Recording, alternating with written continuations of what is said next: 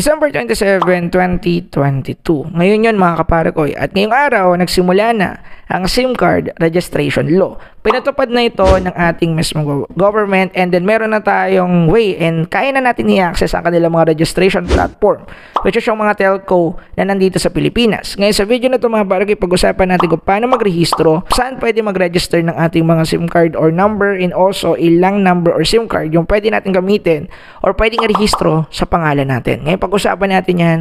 Let's go.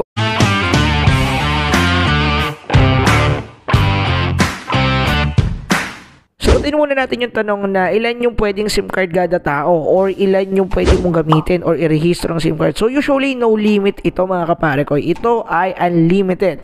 It's either nawala man yung SIM card mo ngayon or kaya bibili ka pa in future, basta iparehistro mo yun sa pangalan mo, walang problema as long as na nakaregister siya sa name mo. And about dito sa registration mga pare ko, please be careful sa pagre-register. Wag ninyong gagamitin yung ibang identity. Halimbawa, ginamit niyo yung identity ng inyong kaibigan or kaya ng inyong best friend habang nagre-register kayo ng inyong SIM card. Yun ay bawal kasi kapag napatunayan na ito or kayo ay gumamit ng ibang identity at hindi sa inyo mismo kasi kayo yung may-ari ng SIM card, maaari kayong makulong at mag-fine. Ayun yung nakaloob sa batas. Ilalagay ko pare ko yung mismong batas sa description. Yung link nito pwede nyong basahin. So bawal din dito mga pare ko yung pauso na lang yung pangalan or nagpapauso kayo ng identity. Ang ibig kong sabihin, pwede kayo mag-register na ako si Juan de la Cruz na nakatira sa 822 100 Street Camagong bla bla bla. So ang ibig ko sabihin mga pare ko, hindi kayo pwede magpauso at hindi din kayo pwede gumamit ng ibang identity kasi meron pang binibigay na second verification yung mga telco. Ito ay tinatawag na post identification. Bukod sa pagsisend niyo ng pictures and also ng inyong ID pic or yung mismong ID pictures na ginamit niyo kasi kinakailangan dito ng ID and also picture niyo, meron pa silang hihingi na identity after ng 1 linggo siguro at isisend nila yung mismong link. So ganun siya nag-work mga kapare ko. So mga kapare ko, yung next na tanong, saan pwedeng mag-rehistro or mag-register ng mga SIM card? Meron tayong dalawang option to do that or dalawang choice para makapag-rehistro ng ating mga SIM card. Yung unang choice is pwede natin puntahan yung kanila ng mismong website. So paano yun? Punta lang kayo sa ating community post kung hindi nyo pa alam kung ano yung mga website nila, and then hanapin ninyo kapare ko itong post natin na ito o yung community post natin na ito, at andito na yung tatlong primary telco dito sa ating mismong bansa. Usually tatlo lang naman kasi talaga sila. At ito ang Dito, Smart at saka Globe. So ngayon mga pare ko, ang problema ngayon currently as of recording this video, down ang website or yung registration website mismo ng Globe at Smart. Bakit kamo? Kasi napakarami nilang user at marahil, na-predict ko na rin to bago mangyari yung registration, marahil babagsak at magda-down talaga yung kanilang website kapag nirelease ito sa public. Bakit kamo? Dahil mga kapare ko, sila lang naman yung mga naunang telco or network dito sa Pilipinas. That's the reason why yung mga user nila mula noon, user pa rin nila hanggang ngayon at dadagdagan pa kasi dumadami ni may-ari ng cellphone. Kaya yung equivalent niyan is pag down ng server nila kasi nga yung mga user nila na around millions or 100, sabi natin mga millions, is nandito gumagamit, and then syempre kapag sabay-sabay yung mga millions user na yun, magda-down talaga yung server. Hindi yun may iwasan lalo na sa technology ngayon sa Pilipinas. Ang solusyon lang nila dyan is i-update or palakasin yung server nila or kaya i-check nila ng i-check kasi baka meron din nangyayaring attack. Maaari din naman mangyari yun, hindi lang dahil sa server, it's either ina-attack sila ng mga hacker, etc. Napakaraming mga part nun, medyo malawak na, so hindi ko na masyadong i-explain. Okay? So mga pare ko, yung option to natin para makapag-rehistro ng SIM card is yung paggamit ng mga official application ng mga telco natin. Ito yung mga official application nila. Sa Dito, meron silang tinatawag na Dito app.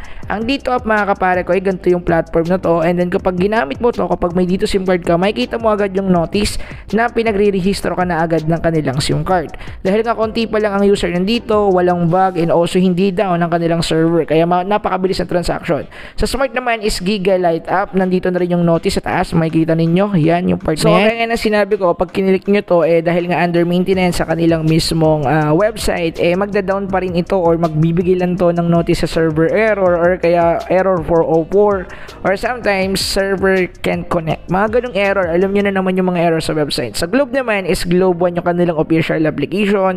And then dito sa Globe, medyo rare sa kanya kasi hindi pa siya nagbibigay ng notice o I mean, hindi pa siya nagbibigay ng option to register kahit dun sa kanila mismong application at saka website, hindi siya nagbibigay mga kapare ko.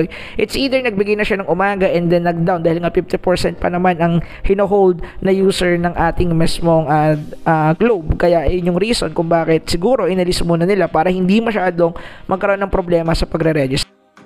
So ngayon mga pare ko, simulan na natin yung pagre-rehistro ng SIM card natin. Dahil nga down currently as of recording this video, yung Globe platform at saka yung Smart platform for the registration website, ngayon ang i-register ko na lang is yung dito. Kasi usually itong dito ay napakaganda dahil nga hindi pa siya masyadong congested at okay na okay yung kanilang mismong registration platform.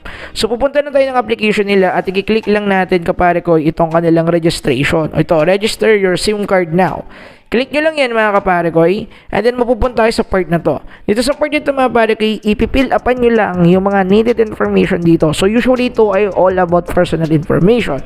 Ilalagay nyo lang yung name, yung mobile number ninyo, i-get yung OTP, first name, middle name, surname, at kung ano-ano pa. So kung alam nyo yung proseso nga ng KYC mga kapare ko, or yung process ng KYC sa mga application like GCash, like Binance or any other platform na need mag-KYC para ma-identify na ikaw ay usually ay tao, ganun lang din naman yung proseso nito. So ngayon medyo ipapass forward ko lang dito, ipopost ko na lang doon sa mga part na medyo crucial yung need piliin. Ngayon let's go.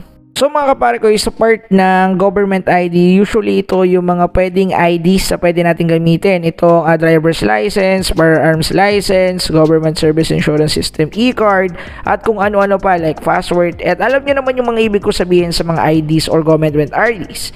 Ngayon ang problema or yung usually magtatanong sa akin, wait lang kapare ko, paano yan, under 18 years old pa lang naman ako, paano ako makapag-rehistro? Ayan kasi sa batas sila mga kapare ko, based sa pag-search ko, ay pwedeng gamitin ng mga minors or ng mga under 18 nga or wala pa mga ID yung kanilang mismong identity ng magulang. Ang ibig ko sabihin, ilalagay nyo pa rin yung pangalan ninyo, pero yung gagamitin yung ID is sa magulang na ninyo mismo para mapakita lang na ito yung inyong guardian.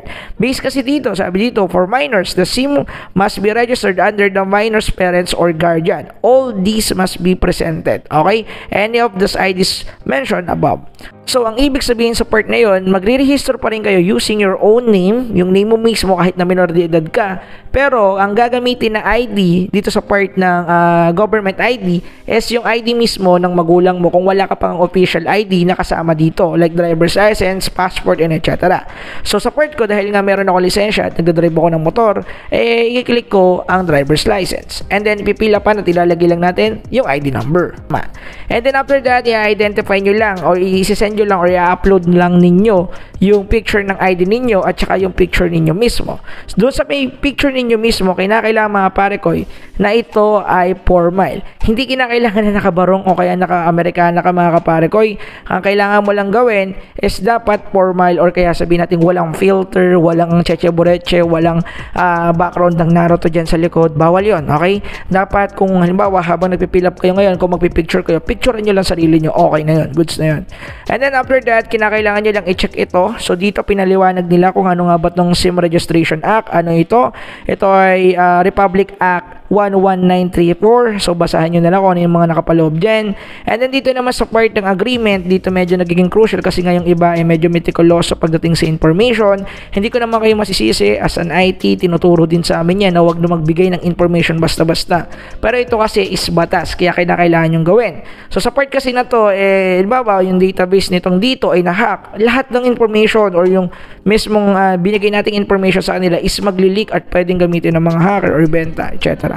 So, ang ibig ko sabihin, basahin nyo na lang itong privacy statement part kasi para sa akin, medyo okay naman ako nung na-review ko sila kasi may tinatawag naman tayong encryption. So, usually, i-encrypt naman nila yung data natin and also yung mga papasok na information like SMS or kaya yung mga tawag or calls natin sa kanilang database. Yun na yung naiisip ko na pwede na lang gawin kasi nandiyan naman yan, hindi ko nababasahin pero sure ako, yan ay batas. So, syempre, responsible sila sa mangyayaring attack. So, kung may malilik mga information, pwede natin kasuhan yung mga telco na to. Kasi nga, ito ay nakalagay sa batas. Anyway, kinakailangan nyo lang gawin i-agree yan and then i-click nyo lang yung submit. Currently sa akin, hindi ko na magagawa yan kasi nga, tapos ko na magawa itong part ng registration kay dito. Okay? So, nagawa ko na to kanina pang umaga kaya gumawa ko ng video currently and medyo late na nga tayo mag-upload kasi medyo natagalan ako.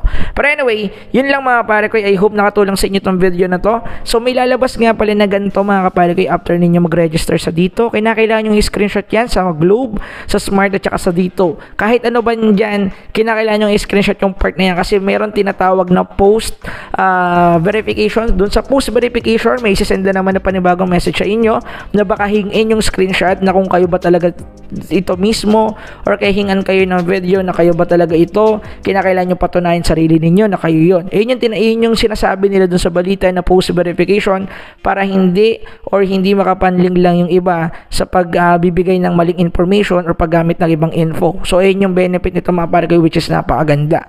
So, antayin nyo na lang yung part niyo kasi alam ko isang linggo yung post verification pero yeah. And anyway, yun lang naman yung kinakailangan nyo malaman about dito sa pagre-register ng SIM card. Napakadali lang naman like a KYC. So, kung meron pa kayong mga tanong, comment nyo sa description, i-comment nyo sa ating comment section. And then, kung meron kayong gustong isa-suggest sa video, comment nyo na lang din sa ating comment section. Ngayon, yun lang. Maraming salamat. Peace.